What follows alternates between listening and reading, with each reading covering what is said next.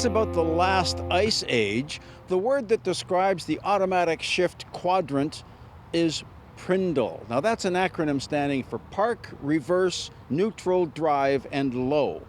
Now it doesn't matter whether the transmission is a column shift, a console shift, push buttons on the dashboard, or even the rotary knob that some Jaguars and Fords are using, the sequence is always the same. Park, reverse, neutral, drive, low. Now sometimes the L is going to be M for manual or S for sport.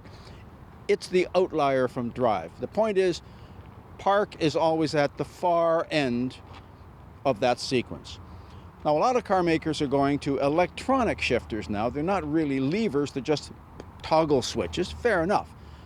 But some of them are also now replacing the park position in the shift lever with a push button. This is just stupid. Every car built in the last 50 years with an automatic transmission, you shove the lever to the front, click, you're in park. You know you're in park. It's not a problem. Why are they changing this? Worse still, these push buttons have zero travel. They're electronic, just a little 1 millimeter push.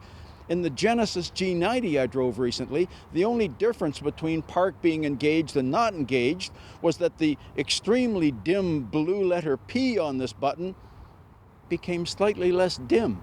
I'm sorry, it's not good enough. Now, at least in the Genesis, this push button is at the far end of the shift lever travel, which is where it should be. In the Mercedes-Benz, it's at the back of the shift quadrant. This is just stupid. It makes as much sense as putting the gas pedal on the left side of the brake. It's just wrong, and it's unsafe. Now that Mercedes owner, probably it's not his only car. Maybe he's got 3 or 4 other cars. They all get into park by shoving the lever forward. Does he have to think every time he gets out of his car, how do I do this? It's wrong. Everybody knows where park is.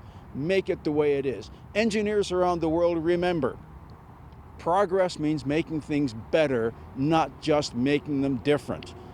If it ain't broke, I'm Jim Kenzie.